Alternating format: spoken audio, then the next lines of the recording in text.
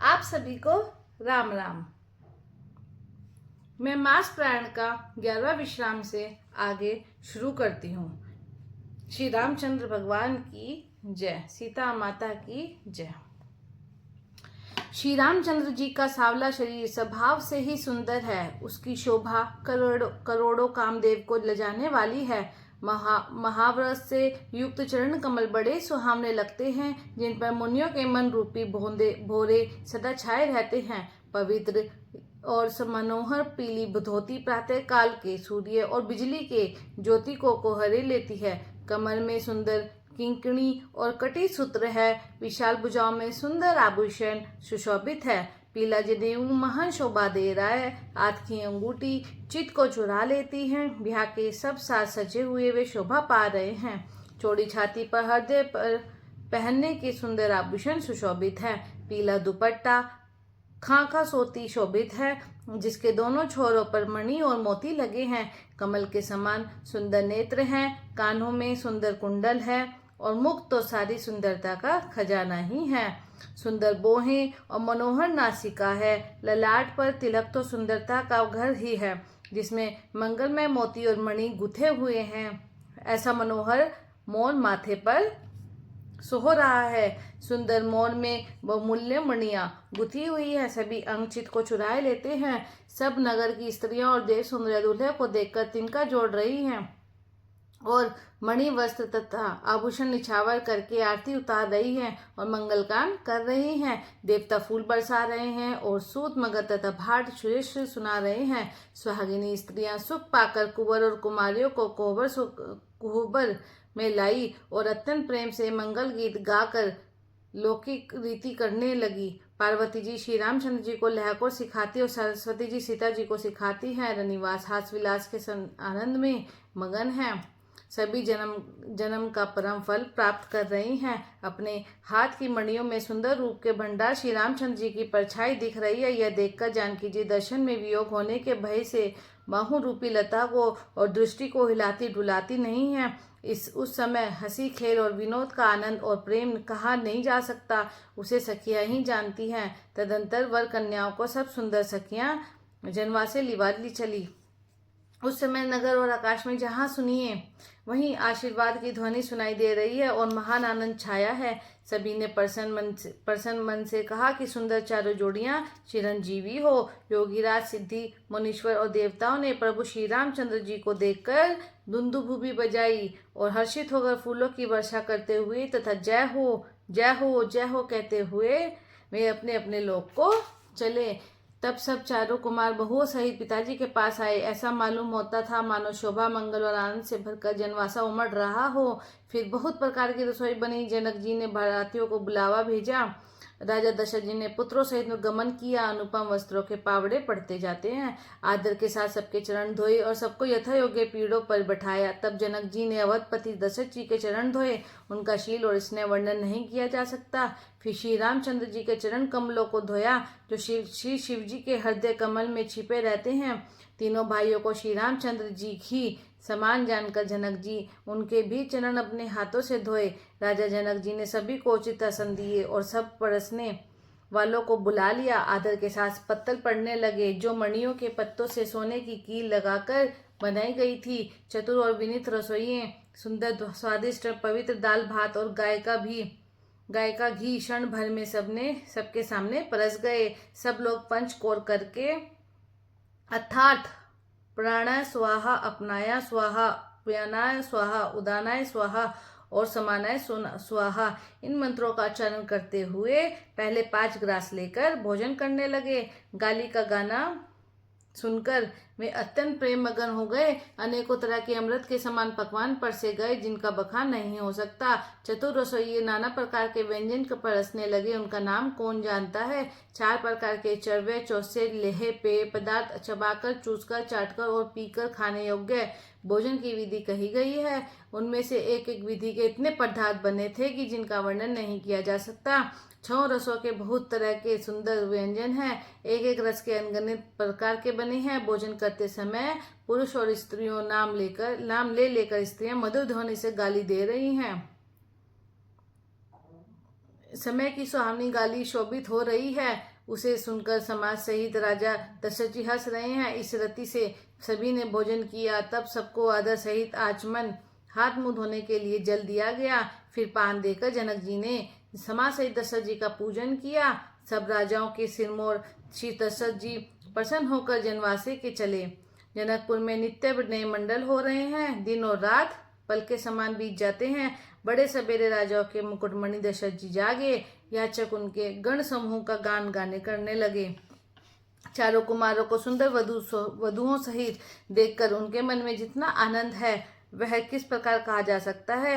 वे प्रातः क्रिया करके गुरु वशिष्ठ जी के पास गए। उनके मन में महान आनंद और प्रेम भरा है। राजा प्रणाम और पूजन करके फिर हाथ जोड़कर मानो अमृत में डुबोई हुई वाणी बोले, हे मुनिराज सुनिए, आपकी कृपा से आज मैं पूर्ण काम हो गया। हे स्वामी, आप सब ब्राह्मणों को बुलाकर उनको सब तरह से सजी हुई गाय दीजिए। यह सुनकर गुरुजी ने राजा की बड़ाई करके फिर मुनि गुणों को बुलवा भेजा। तब वामदेव, देव ऋषि व नारद, वाल्मीकि, जबाली और विश्वामित्र आदि तपस्वी श्रेष्ठ मुनियों के समूह समूह आए। राजा ने सबको दंडवत प्रणाम किया और प्रेम सहित पूजन करके उन्हें उत्तम आसन दिए। 4 लाख उत्तम गाय मंगवाई जो कामधेनु के समान अच्छे स्वभाव वाली और सुहावनी थी। उन सबको सब प्रकार से सजाकर राजा ने प्रसन्न होकर भूदेव ब्राह्मणों को दिया। राजा बहुत तरह से विनती कर रहे हैं कि जगत में मैंने आज ही जीने का लाभ पाया। आशीर्वाद पाकर राजा आनंदित हुए। फिर याचकों के समूह को बुलवा लिया और सबको उनकी रुचि पूछकर सोना, वस्त्र, मणि, घोड़ा, हाथी और सूर्य कुलों को आनंदित करने वाले दशरथ जी ने दिए। वे सब गुणानुवाद गाते और सूर्य कुल के स्वामी की जय हो जय हो जय हो कहते हुए चले।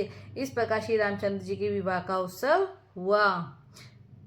जिन्हें सहज मुख है वे शेष जी भी उसका वर्णन नहीं कर सकते। बाबा विश्वामित्र जी के चरणों में सिर नवाकर राजा कहते हैं, मुनिराज, यह सब सुख आपके ही कृपा कटाक्षा का प्रसाद है। राजा दशरथ जी जनक जी के स्नेहशील, करनी और ऐश्वर्य की सब प्रकार से सराहना करते हैं। प्रतिदिन उठकर अयोध्या नरेश विदा मांगते हैं, पर जनक जी उन्हें प्रेम से रख लेते हैं। आदर नित्य नया बढ़ता जाता है। प्रतिदिन हजारों प्रकार से मेहमानी होती है। नगर में नित्य नया आनंद और उत्साह रहता है। दशरथ जी का जाना किसी को नहीं सुहाता। इस प्रकार बहुत दिन बीत गए, मानो बराती स्नेह की रस्सी से बंध गए हैं। तब विश्वामित्र जी और शतानंद जी जाकर राजा जनक को समझाकर कहा, यद्यपि आप इसने नहीं छोड़ सकते तो भी आप दशरथ जी को आज्ञा दीजिए। हे नाथ, बहुत अच्छा कहकर जनक जी ने मंत्रियों को बुलाया। वे आए और जय जी कहकर उन्होंने मस्तक नवाया। जनक जी ने कहा, अयोध्यानाथ चलना चाहते हैं, भीतर खबर कर दो। यह सुनकर मंत्री, ब्राह्मण, सभासद और राजा जनक जी भी प्रेम के वश हो गए। जनकपुर वासियों ने सुना कि बारात जाएगी। तब यह व्याकुल होकर एक दूसरे से बात पूछने लगे, जाना सत्य है? यह सुनकर सब ऐसे उदास हो गए मानो संध्या के समय कमर से कुचा गए हों। आते समय जहाँ जहाँ बाराती ठहरे थे वहाँ वहाँ बहुत प्रकार का सीधा भेजा गया। अनेकों प्रकार के मेवे, पकवान और भोजन की सामग्री जो बखानी नहीं जा सकती अनगिनत बैलों और कहारों पर भर भर कर भेजी गई। साथ ही जनक जी ने अनेकों सुंदर यशयाएं भेजी। 1 लाख घोड़े और 25,000 रथ, सब नक से शिखा तक सजाए हुए, 10,000 सजे हुए मतवाले हाथी, जिन्हें देखकर दिशाओं के हाथी भी लजा जाते हैं। गाड़ियों में भर भर कर सोना, वस्त्र और रतन और भैंस, गाय तथा और भी नाना प्रकार की चीजें दी। जनक जी ने फिर से अपरिमित दहेज दिया जो कहा नहीं जा सकता, जिसे देखकर लोगों की संपदा भी थोड़ी जान पड़ती थी। इस प्रकार सब सामान सजाकर राजा जनक ने अयोध्यापुरी को भेज दिया। बारात चलेगी यह सुनते ही सब रानियां ऐसी विकल हो गई मानो थोड़े जल में मछलियां छटपटा रही हो। वे बार बार सीता जी को गोद कर लेती हैं और आशीर्वाद देकर सिखावन देती हैं, तुम सदा अपने पति की प्यारी हो, तुम्हारा सुहाग अचल हो, हमारी यही आशीष है। सास ससुर और गुरु की सेवा करना, पति का रुख देखकर उनकी आज्ञा का पालन करना, सियानी सखियां अत्यंत स्नेह के वश कोमल वाणी से स्त्रियों के धर्म सिखलाती है। आदर के साथ सब पुत्रियों को समझाकर रानियों ने बार बार उन्हें हृदय से लगाया। माताएं फिर भेंटती और कहती कि ब्रह्मा ने स्त्री जाति को क्यों रचा। उसी समय सूर्य वंश के पताका स्वरूप श्री रामचंद्र जी भाइयों सहित प्रसन्न होकर विदा कराने के लिए जनक जी के महल को चले। स्वभाव से ही सुंदर चारों भाइयों को देखने के लिए नगर स्त्री पुरुष दौड़े। कोई कहता है आज ही जाना जाते हैं। विधे ने विदाई का सब समापन तैयार कर लिया। राजा के चारों पुत्र इन प्यारे मेहमानों के रूप को नेत्र भरकर देख लो। हे सयानी, कौन जाने किस पुण्य से विधाता ने इन्हें यहाँ लाकर हमारे नेत्रों का अतिथि किया है। मरने वाला जिस तरह अमृत पा जाए, जन्म का भूखा कल्पवृक्ष पा जाए, और नरक में रहने वाला जीव जैसे भगवान के परम पद को प्राप्त हो जाए, हमारे लिए इन्हें दर्शन वैसे ही हैं। श्री रामचंद्र जी को शोभा को निखर कर हृदय में धर लो। अपने मन को साफ और इनकी मूर्ति को मणि बना लो। इस प्रकार सबको नेत्रों का फल देते हुए सब राजकुमार राजमहल गए।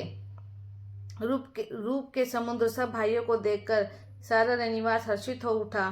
सासुएं महान प्रसन्न बन से निछावर और आरती करती हैं। श्री रामचंद्र जी की छवि देखकर वे प्रेम में अत्यंत मग्न हो गई और प्रेम के विशेष वश होकर बार बार चरणों लगी। हृदय में प्रीति छा गई, इससे लज्जा नहीं रह गई। उनके स्वाभाविक स्नेह का वर्णन किस तरह किया जा सकता है।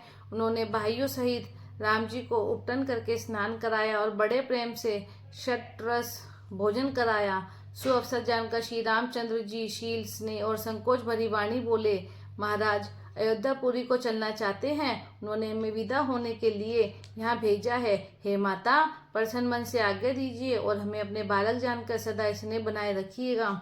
इन वचनों को सुनते ही रनिवास उदास हो गया। सासुएं प्रेमवश बोल नहीं सकती। उन्होंने सब कुमारियों को हृदय से लगा लिया और उनके पतियों को सौंपकर बहुत विनती की। विनती करके उन्होंने सीता जी को श्री रामचंद्र जी को समर्पित किया और हाथ जोड़कर बार बार कहा, हे तात, हे सुजान, मैं बलि जाती हूँ। तुमको सबकी गति मालूम है। परिवार को, पुरवासियों को, मुझको, राजा को सीता प्राणों के समान प्रिय है, ऐसा जानिएगा। हे तुलसी के स्वामी, इसके शील और स्नेह को देखकर इसे अपनी दासी करके मानिएगा। तुम पूर्ण काम हो, सुजान शिरोमणि हो और भाव प्रिय हो। हे राम, तुम भक्तों के गुणों का ग्रहण करने वाले, दोषों का नाश करने वाले और दया के धाम हो। ऐसा कहकर रानी चरणों को पकड़कर रह गई, मानो उनकी वाणी प्रेम रूपी दलदल में समा गई हो। इसने से सनी हुई श्रेष्ठ वाणी सुनकर श्री रामचंद्र जी ने सास का बहुत प्रकार से सम्मान किया। तब श्री रामचंद्र जी ने हाथ जोड़कर विदा मांगते हुए बार बार प्रणाम किया, आशीर्वाद पाकर और फिर सिर नवाकर भाइयों सहित श्री रघुनाथ जी चले। श्री राम जी की सुंदर मधुर मूर्ति को हृदय में लाकर सब रानियां स्नेह से शिथिल हो गई। फिर धीरज धारण करके कुमारियों को बुलाकर माताएं बारंबार उन्हें भेंटने लगी। पुत्रियों को पहुंचाती हैं, फिर लौटकर मिलती हैं। परस्पर में कुछ थोड़ी प्रीति नहीं, बड़ी बार बार मिलती हुई माताओं को सखियों ने अलग कर दिया, जैसे हाल की ब्याही हुई गाय को कोई उसके बालक बछड़े से अलग कर देते हैं। सब स्त्री पुरुष और सखियों सही सारा रनिवास प्रेम के विशेष वश हो रहा है। ऐसा लगता है मानो जनकपुर में करुणा और विरह ने डेरा डाल दिया है। जनक जी ने जिन तोता और मैना को पाल पोस कर बड़ा किया था और सोने के पिंजरों में रखकर पढ़ाया था, वे व्याकुल होकर कह रहे हैं, वैदेही कहाँ हैं। उनके ऐसे वचनों को सुनकर धीरज किसको नहीं त्याग देगा। जब पक्षी पशु तक इस तरह विकल हो गए, तब मनुष्यों की दशा कैसे कही जा सकती है। तब भाई सहित जनक जी वहां आए। प्रेम से उमड़कर उनके नेत्रों में जल भर आया। वे परम वैराग्यवान कहलाते थे, पर सीता जी को देखकर उनका भी धीरज भाग गया। राजा ने जनक जी को हृदय से लगा लिया। ज्ञान की महान मर्यादा मिट गई। सब बुद्धिमान मंत्री उन्हें समझाते हैं। तब राजा ने विषाद करने का समय न जानकर विचार किया। बारंबार पुत्रों को हृदय से लगाकर सुंदर सजी हुई पालकियां मंगवाई। सारा परिवार प्रेम में विवश है। राजा ने सुंदर मुहूर्त जानकर सिद्ध सहित गणेश जी का स्मरण करके कन्याओं को पालकियों पर चढ़ाया। राजा ने पुत्रियों को बहुत प्रकार से समझाया और उन्हें स्त्रियों का धर्म और कुल की रीति सिखाई। बहुत से दासी दास दिए जो सीता जी के प्रिय और विश्वास पात्र सेवक थे। सीता जी के चलते समय जनकपुर वासी व्याकुल हो गए। मंगल की राशि शुभ और शकुन हो रहे हैं। ब्राह्मण और मंत्रियों के समाज सहित राजा जनक जी उन्हें पहुंचाने के लिए साथ चले। समय देखकर बाजे बजने लगे। बारातियों ने रथ, हाथी और घोड़े सजाए। दशरथ जी ने जब ब्राह्मणों को बुला लिया और उन्हें दान और सम्मान से परिपूर्ण कर दिया, उनके चरण कमलों की धूली सिर पर धरकर और आशीष पाकर राजा आनंदित हुए और गणेश जी का स्मरण करके उन्होंने प्रस्थान किया। मंगलों के मूल अनेकों शकुन हुए। देवता हर्षित होकर फूल बरसा रहे हैं और अप्सराएं गान गा रही हैं। अवधपति दशरथ जी नगाड़े बजाकर आनंद पूर्वक अयोध्यापुरी को चले। राजा दशरथ जी ने विनती करके प्रतिष्ठित जानों को लौटाया और आदर के साथ सब मंगनों को बुलवाया। उनको गहने, कपड़े, घोड़े, हाथी दिए और प्रेम से पुष्ट करके सबको संपन्न अर्थात बल युक्त कर दिया। वे सब बारंबार विरुदावली बखान कर और श्री रामचंद्र जी को हृदय में रखकर लौटे। कौशलाधीश दशरथ जी बार बार लौटने को कहते हैं, परंतु जनक जी प्रेमवश लौटना नहीं चाहते। दशरथ जी ने फिर सुहावने वचन कहे, हे राजन, बहुत दूर आ गए, अब लौटिए। फिर राजा दशरथ जी रथ से उतरकर खड़े हो गए। उनके नेत्रों में प्रेम का प्रवाह बढ़ गया। तब जनक जी हाथ जोड़कर मानो स्नेह रूपी अमृत में डुबोकर वचन बोले, मैं किस तरह बनाकर विनती करूं, हे महाराज, आपने मुझे बड़ी बड़ाई दी है। अयोध्यानाथ दशरथ जी ने अपने स्वजन समधि का इस प्रकार से सम्मान किया। उनके आपस के मिलने में अत्यंत विनय थी और इतनी प्रीति थी जो हृदय में समाती न थी।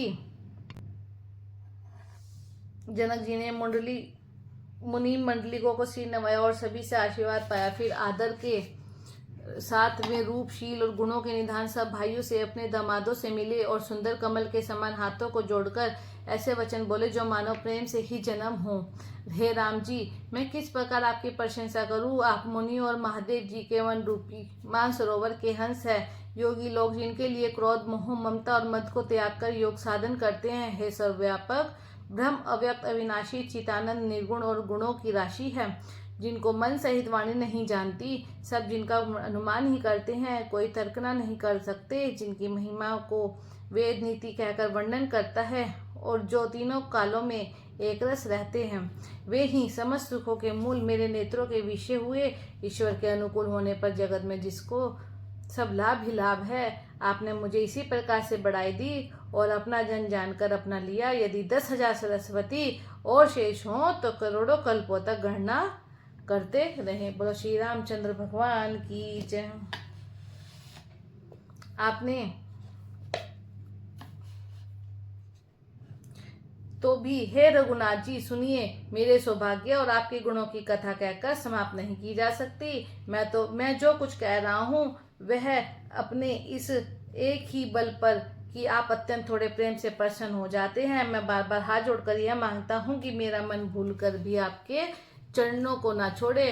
जनक जी के शेष वचनों को सुनकर वो मानव प्रेम से पुष्ट किए हुए थे। पूर्ण काम श्री रामचंद्र जी संतुष्ट हुए। उन्होंने सुंदर विनती करके पिता दशरथ जी, गुरु विश्वामित्र और कुल गुरु वशिष्ठ जी के सम्मान जानकर ससुर जी जनक जी का सम्मान किया। फिर जनक जी ने भरत जी से विनती की और प्रेम के साथ मिलकर उन्हें आशीर्वाद दिया। फिर राजा ने लक्ष्मण जी और शत्रुघ्न जी से मिलकर उन्हें आशीर्वाद दिया। वे परस्पर प्रेम के वश होकर बार बार आपसे सिर नवाने लगे। जनक जी बार बार विनती और बड़ाई करके श्री रघुनाथ जी सब भाइयों के साथ चले। जनक जी ने जाकर विश्वामित्र जी के चरण कमल पकड़ लिए और उनके चरणों की रज को सिर और नेत्रों में लगाया। उन्होंने कहा, हे मुनीश्वर सुनिए, आपके सुंदर दर्शन से कुछ भी दुर्लभ नहीं है। मेरे मन में ऐसा विश्वास है, जो सुख और श्रेयस लोकपाल चाहते हैं, परंतु असंभव समझकर जिसका मनोरथ करते हुए सकुचाते हैं। हे स्वामी, वही सुख और सुयश मुझे सुलभ हो गया। सारी सिद्धियां आपके दर्शनों की अनुगामिनी अर्थात पीछे पीछे चलने वाली हैं। इस प्रकार बार बार विनती की और सिर नवाकर तथा उन्हें आशीर्वाद पाकर राजा जनक लौटे। डंका बजाकर बारात चली। छोटे बड़े सभी समुदाय प्रसन्न हैं। गांवों के स्त्री पुरुष श्री रामचंद्र जी को देखकर नेत्रों का फल पाकर सुखी पाते हैं। बीच बीच में सुंदर मुकाम करती हुई, मार्ग के लोगों को सुख देती हुई वह बारात पवित्र दिन में अयोध्यापुरी के समीप आ पहुंची। नगाड़ों पर चोटें पड़ने लगी, सुंदर ढोल बजने लगे, भेरी और शंख की बड़ी आवाज हो रही थी, हाथी घोड़े गरज रहे हैं, विशेष शब्द करने वाले झांझे, सुहावनी दफलियां तथा रसीले राग से शहनाइयां बज रही हैं। बारात को आती हुई सुनकर नगरवासी प्रसन्न हो गए। सबके शरीरों पर पुलकावली छा गई। सबने अपने अपने सुंदर घरों, बाजारों, गलियों, चौराहों और नगर के द्वारों को सजाया।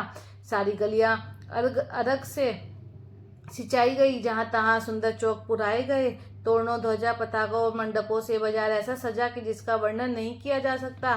फल सहित सुपारी, केला, आम, मौलसिरी, कदम और तमाल के वृक्ष लगाए गए। वे लगे हुए सुंदर वृक्ष पृथ्वी को छू रहे हैं। उनके मणियों के थाले बड़ी सुंदर कारीगरी से बसर बनाए गए हैं। अनेक प्रकार के मंगल कलश घर घर सजाकर बनाए गए हैं। श्री रघुनाथ जी की पूरी अयोध्या को देखकर ब्रह्मा आदि सब देवता सिहाते हैं। उस समय राजमहल शोभित हो रहा था। उसकी रचना देखकर कामदेव का भी मन मोहित हो जाता है। मंगल शकुन मनोरथ, रिद्धि सिद्धि, सुख सुहावनी संपत्ति और सब प्रकार के उत्सव मानो सहज सुंदर शरीर धर धर कर दशरथ जी घर में छा गए हैं। श्री रामचंद्र जी और सीता जी के दर्शनों के लिए भला कहिए किसे लालसा ना होगी। सुहागिनी स्त्रियां झुंड की झुंड मिलकर चली, जो अपनी छवि से कामदेव की स्त्री रति का भी निरादर कर रही हैं। सभी सुंदर मंगल द्रव्य एवं आरती सजाए हुए गा रही हैं, मानो सरस्वती जी ही बहुत से वेश धारण किए गा रही हो। राजमहल में शोर मच रहा है। उस समय का और सुख का वर्णन नहीं किया जा सकता। कौशल्या जी आदि श्री रामचंद्र जी सब माताएं प्रेम के विशेष वश होने से शरीर की सुध भूल गई। गणेश जी त्रिपुरारी शिव जी का पूजन करके उन्होंने ब्राह्मणों को बहुत सा दान दिया। मैं ऐसी परम प्रसन्न हुई मानो अत्यंत दरिद्री चारों पदार्थ पा गया हो। सुख और महान आनंद से विवश होने के कारण सब माताओं के शरीर शिथिल हो गए। उनके चरण चलते नहीं हैं। श्री रामचंद्र जी के चरणों के लिए वे अत्यंत अनुराग में भरकर परछन का सब समाज सजाने लगी। अनेकों प्रकार के बाजे बजते थे। सुमित्रा जी ने आनंद पूर्वक मंगल साज सजाए। हल्दी, दूब, दही, पत्ते, फूल, पान और सुपारी आदि मंगल की मूल वस्तुएं तथा अक्षत, अखुए, गोराचन, लावा और तुलसी की सुंदर मंजरियां सुशोभित हैं। नाना रंगों से विचित किए हुए सहज सुहावने सुवर्ण के कलश ऐसे मालूम होते हैं मानो कामदेव के पक्षियों ने घोंसले बनाए हों। शकुन की सुगंधित वस्तुएं बिखानी नहीं जा सकती। सब रानियां संपूर्ण मंगल साज सज रही हैं, पर बहुत प्रकार की आरती बनाकर वे आनंदित हुई सुंदर मंगलगान गा कर रही हैं। सोने के थालों को मांगलिक वस्तुओं से भरकर अपने कमल के समान हाथों में लिए हुए माताएं आनंदित होकर परछन करने लगी। उनके शरीर पुलकावली से छा गए। धूप के धुएं से आकाश ऐसा काला हो गया मानो सावन के बादल घुमड़ घुमड़ कर छा गए। देवता कल्पवृक्ष के फूलों की मालाएं बरसा रहे हैं। वे ऐसी लगती है मानो बगुलों की भांति मन को खींच रही हो। सुंदर मणियों से बने बंधनवार ऐसे मालूम होते हैं मानो इंद्रधनुष सजाए हों। अटारियों पर सुंदर और चप्पल स्त्रियां प्रकट होती हैं और छिप जाती हैं। वे ऐसी जान पड़ती है मानो बिजलियां चमक रही हो। नगाड़ों की ध्वनि मानो बादलों की ओर गर्जना है। याचक गण, पपीहे के मेंढक और मोर हैं। देवता पवित्र सुगंधि रूपी जल बरसा रहे हैं, जिससे खेती के समान नगर के सब स्त्री पुरुष सुखी हो रहे हैं। समय जानकर गुरु वशिष्ठ जी ने आज्ञा दी। तब रघुकुल मणि महाराज दशरथ जी ने शिव जी, पार्वती जी और गणेश जी का स्मरण करके समाज सहित आनंदित होकर नगर में प्रवेश किया। बोलो श्री राम भगवान चंद्र की जय, सीता माता की जय। शकुन हो रहे हैं। देवता दुदुम्बी बजा कर फूल बरसा रहे हैं। देवताओं की स्त्रियां आनंदित होकर सुंदर मंगल गीत गाकर नाच रही हैं। मगध, सुत, भाट और चतुर नट तीनों लोगों के उजागर प्रकाश देने वाले परम प्रकाश स्वरूप श्री रामचंद्र जी का यश गा रहे हैं। जय ध्वनि तथा वेद की निर्मल श्रेष्ठ वाणी सुंदर मंगल से सनी हुई दासों दिशाओं में सुनाई पड़ रही है। बहुत से बाजे बजने लगे। आकाश में देवता और नगर में लोग सब प्रेम में मगन है। बराती ऐसे ठने बने हैं कि उनका वर्णन नहीं हो सकता। परम आनंदित है। सुख उनके मन में समाता नहीं है। तब अयोध्यावासियों ने राजा को जोहार की। श्री रामचंद्र जी को देखते ही वे सुखी हो गए। सब मणियां अवश्य निछावर कर रहे हैं। नेत्रों में जल भरा है और शरीर पुलकित है। नगर की स्त्रियां आनंदित होकर आरती कर रही हैं और सुंदर चारों कुमारों को देखकर हर्षित हो रही हैं। पालकियों के सुंदर पर्दे हटा हटाकर वे दुल्हनियों को देखकर सुखी होती हैं। इस प्रकार सबको सुख देते हुए राजद्वार पर आए माताएं आनंदित होकर बहुओं सहित कुमारों का परछन कर रही हैं। वे बार बार आरती कर रही हैं। उस प्रेम और महान आनंद को कौन कह सकता है। अनेक प्रकार के आभूषण, रत्न और वस्त्र तथा अनगिनत प्रकार की अन्य वस्तुएं निछावर कर रही हैं। बहुओं सहित चारों पुत्र को देखकर माताएं परमानंद में मगन हो गई। सीता जी अब श्री रामचंद्र जी की छवि को बार बार देखकर वे जगत में अपने जीवन को सफल मानकर आनंदित हो रही हैं। सखियां सीता जी के मुख को बार बार देखकर अपने पुण्यों की सराहना करती हुई गान गा रही हैं। देवता क्षण क्षण में फूल बरसाते, नाचते गाते तथा अपनी अपनी सेवा समर्पण करते हैं। चारों मनोहर जोड़ियों को देखकर सरस्वती जी ने सारी उपमाओं को खोज डाला, पर कोई उपमा देते नहीं बनी, क्योंकि उन्हें सभी बिल्कुल तुच्छ जान पड़ी। तब हार कर वे भी श्री राम जी के रूप में अनुरुक्त होकर एकटक देखती रह गई। वेद की विधि और कुल की रीति अन्य अर्ध पावड़े देती हुई बहुओं समेत सब पुत्रों को परिछन करके माताएं महल में लिवा चली। स्वाभाविक ही सुंदर 4 सिंहासन थे चारों, जो मानो कामदेव ने ही अपने हाथ से बनाए थे। उन पर माताओं ने राजकुमारी और राजकुमारों को बैठाया और आदर के साथ उनके पवित्र चरण धोए। फिर वेद की विधि के अनुसार मंगलों के निधान दूल्हा और दुल्हन को धूप दीप और नैवेद्य आदि के द्वारा पूजा की। माताएं बारंबार आरती कर रही हैं और वर वधुओं के सिरों पर सुंदर पंखे तथा चवर ढल रहे हैं। अनेकों वस्त्रें निछावर हो रही हैं। सभी माताएं आनंद से भरी हुई ऐसी सुशोभित हो रही हैं मानो योगी ने परम तत्व को प्राप्त कर लिया है। सदा के रोगी ने मानो अमृत पा लिया। जन्म का दरिद्री मानो पारस पा गया। अंधेरों को सुंदर नेत्रों का लाभ हुआ। गूंगी के मुख में मानो सरस्वती आ विराजी और शूरवीर ने मानो युद्ध में विजय पा ली। इन सुखों से भी 100 करोड़ गुना बढ़कर आनंद माताएं पा रही हैं, क्योंकि रघुकुल के चंद्रमा श्री राम जी विवाह करके भाइयों सहित घर आए।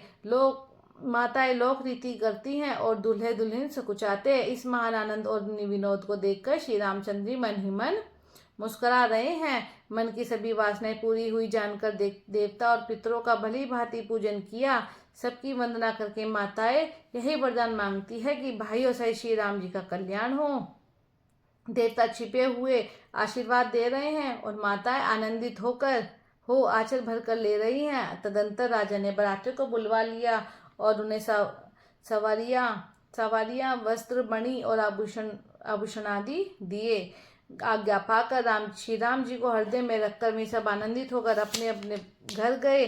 नगर के समस्त स्त्री पुरुषों को राजा ने कपड़े और गहने पहनाए। घर घर बधावे बजने लगे। याचक लोग जो जो मांगते विशेष प्रसन्न होकर राजा उन्हें वही देते हैं। संपूर्ण सेवकों और बाजे वालों को राजा ने नाना प्रकार के दान और सम्मान से संतुष्ट किया। सब जो हार करके आशीष देते हैं और गुण समूहों की कथा गाते हैं। तब गुरु और ब्राह्मणों सहित राजा दशरथ जी ने महल में गमन किया। वशिष्ठ जी ने जो आज्ञा दी उसे लोक और वेद की विधि के अनुसार राजा ने आदरपूर्वक किया। ब्राह्मणों की भीड़ देखकर अपना बड़ा भाग्य जानकर सब रानियां आदर के साथ उठी। चरण धोकर उन्होंने सबको स्नान कराया और राजा ने भली भांति पूजन करके उन्हें भोजन कराया। आदर दान और प्रेम से पुष्ट हुए वे संतुष्ट मन से आशीर्वाद देते हुए चले। राजा ने गाधी पुत्र विश्वामित्र जी की बहुत तरह से पूजा की और कहा, हे नाथ, मेरे समान धन्य दूसरा कोई नहीं है। राजा ने उनकी बहुत प्रशंसा की और रानियों सहित उनकी चरण धूलिका को ग्रहण किया। उन्हें महल के भीतर ठहरने का उत्तम स्थान दिया, जिसमें राजा और सब निवास उनका मन जोहता रहे। फिर राजा ने गुरु वशिष्ठ जी के चरण कमलों की पूजा और विनती की। उन्हें हृदय में कम प्रीति न थी। बहुओं सही सब राजकुमार और सब रानियों समेत राजा बार बार गुरुजी के चरणों की वंदना करते हैं। अब मुनीश्वर आशीर्वाद देते हैं। राजा ने अत्यंत प्रेम पूर्ण से हृदय से पुत्रों को और सारी संपत्ति को सामने रखकर विनती की, परंतु मुनिराज ने केवल अपना नेक मांग लिया और बहुत तरह से आशीर्वाद दिया। फिर सीता जी सहित श्री रामचंद्र जी को हृदय में रखकर गुरु वशिष्ठ जी हर्षित होकर अपने स्थान को गए। राजा ने सब ब्राह्मणों को स्त्रियों को बुलवाया और उन्हें सुंदर वस्त्र तथा आभूषण पहनाए। फिर सब सुहासिनियों को बुलवा लिया और उनकी रुचि समझकर उन्हें पहिरावनी दी। नेगी लोग सब अपना अपना नेग जोग लेते और राजाओं के शिरोमणि दशरथ जी उनकी इच्छा के अनुसार देते। जिन मेहमानों को पीढ़ी और पूजने जाना, उनका राजा ने भली भांति सम्मान दिया। देवगण श्री रघुनाथ जी का विवाह देखकर उत्सव की प्रशंसा करके फूल बरसाते हुए नगाड़े बजाकर और सुख प्राप्त करके अपने अपने लोगों को चले। वे एक दूसरे से श्री राम जी का यश कहते जाते हैं। हृदय में प्रेम समाता नहीं है। इस प्रकार से सबका प्रेम पूर्वक भलीभांति आदर सत्कार कर लेने पर राजा दशरथ जी के हृदय में पूर्ण उत्साह भर गया। जहाँ रनिवास था वे वहां पधारे और बहुओं समेत उन्होंने कुमारों को देखा। राजा ने आनंद सहित पुत्रों को गोद में ले लिया। उस समय राजा को जितना सुख हुआ उसे कौन कह सकता है। फिर पुत्र वधुओं को प्रेम सहित गोदी में बैठाकर बार बार हृदय में हर्षित होकर उन्होंने उनका दुलार किया। यह समाज देखकर रनिवास प्रसन्न हो गया। सबके हृदय में आनंद ने निवास कर लिया। तब राजा ने जिस तरह विवाह हुआ था वह सब कहा।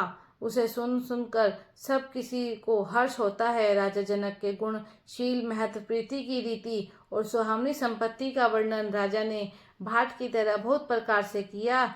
जनक जी की करनी सुनकर सब रानियां बहुत प्रसन्न हुईं। पुत्रों सहित स्नान करके राजा ने ब्राह्मण, गुरु और कुटुंबियों को बुलवाकर अनेक प्रकार के भोजन किए। 5 घड़ी रात बीत गई। सुंदर स्त्रियां मंगलगान कर रही है। वह रात्रि सुख की मूल और मनोहरणी हो गई। सबने आचमन करके पान खाए और फूलों की माला, सुगंधित द्रव्य आदि से विभूषित होकर सब शोभा से छा गए। श्री रामचंद्र जी को देखकर और आज्ञा पाकर सब सिर नवाकर अपने अपने घर को चले। वहाँ के प्रेम, आनंद, विनोद, महत्व, समय, समाज और मनोहरत्व को सैकड़ों सरस्वती, शेष, वेद, ब्रह्मा, महादेव जी और गणेश जी भी नहीं कह सकते। फिर भला मैं उसे किस प्रकार से बखान करूं? कहीं केचुआ भी धरती को सिर पर ले जा सकता है।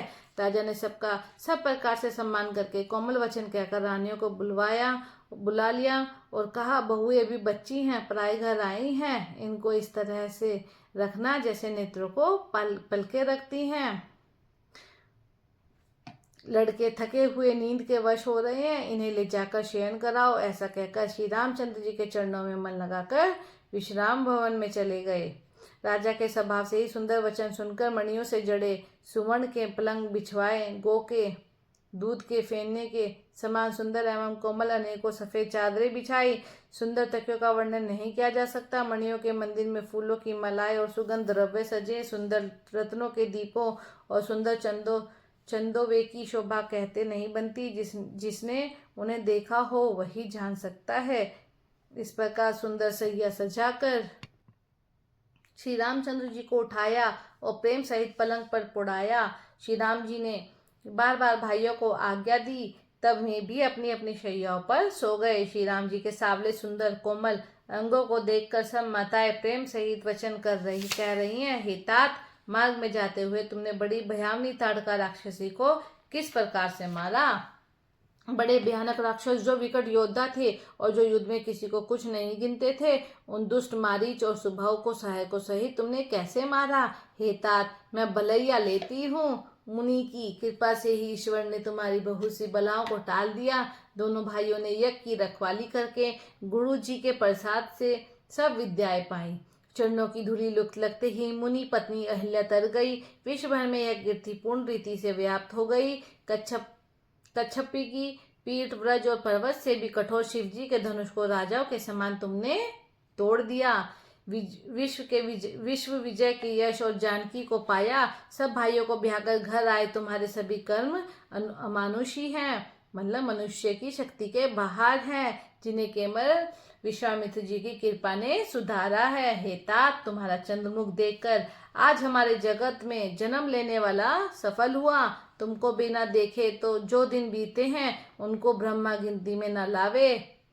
विनय भर में उत्तम वचन कहकर श्री रामचंद्र जी ने सब माताओं को संतुष्ट किया। फिर शिव जी, गुरु और ब्राह्मणों को चरणों का स्मरण कर नेत्रों को नींद के वश किया।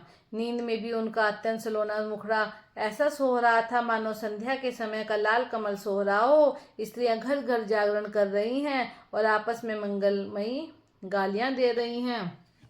रानियां कहती है, हे सजनी, देखो रात्रि की कैसी शोभा है, जिससे अयोध्यापुरी विशेष शोभित हो रही है। सासुएं सुंदर बहुओं को लेकर सो गई, मानो सर्पों ने अपने सिर की मणियों को हृदय में छिपा लिया है।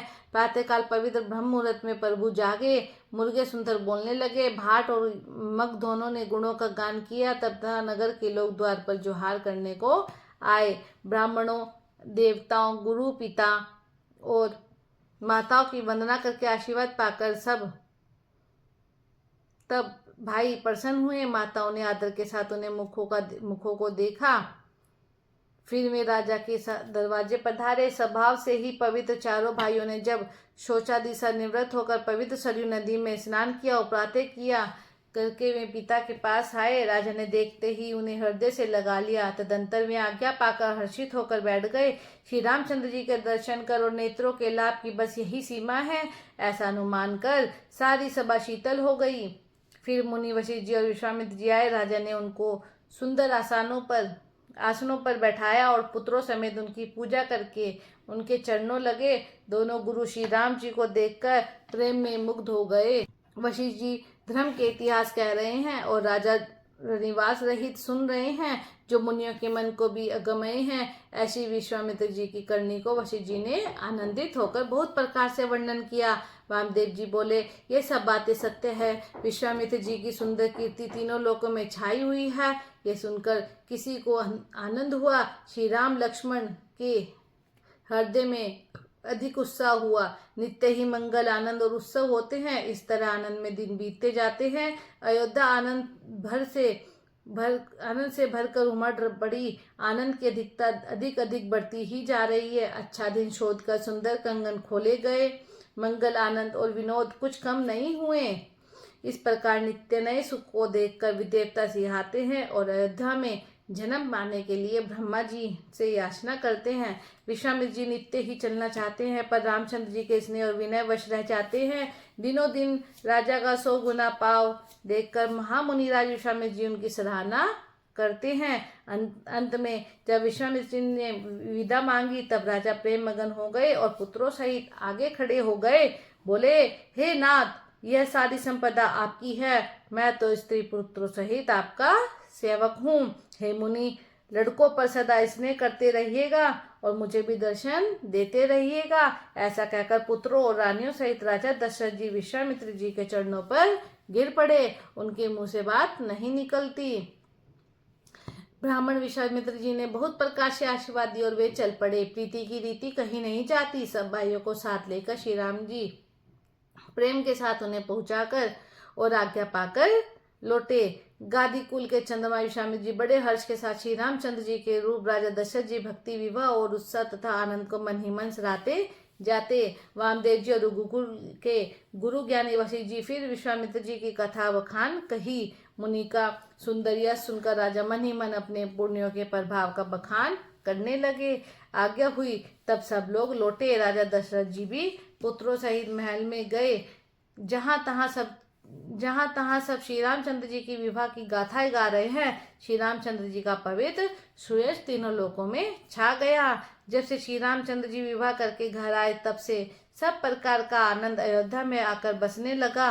प्रभु के विवाह में ऐसा आनंद उत्साह हुआ, उसे सरस्वती और सर्पों के राजा शेष जी भी नहीं कह सकते। श्री सीताराम जी के यश को, कवि कुल के जीवन को पवित्र करने वाला और मंगलों की खान जानकर इससे मैंने अपने वाणी को पवित्र करने के लिए कुछ बखान कहा है। अपनी वाणी को पवित्र करने के लिए तुलसी ने राम का यश कहा है। श्री रघुनाथ जी का चरित्र अपार समुद्र है, किस कवि ने उसका पार पाया है। जो लोग यज्ञोपवीत और विवाह के मंगलमय उत्सव का वर्णन आदर के साथ सुनकर गावेंगे, वे लोग श्री जानकी जी का और श्री राम जी की कृपा से सदा सुख पावेंगे। श्री सीता जी और रघुनाथ जी के विवाह प्रसंगों को जो लोग प्रेम पूर्वक गाएंगे, सुनेंगे, और उनके लिए सदा उत्साह ही उत्साह है, क्योंकि श्री रामचंद्र जी का यश मंगल का धाम है। तो ये मास पारायण का मेरा 12वां विश्राम बालकांड यहीं समाप्त होता है। बोलो जय श्री राम, जय श्री राम।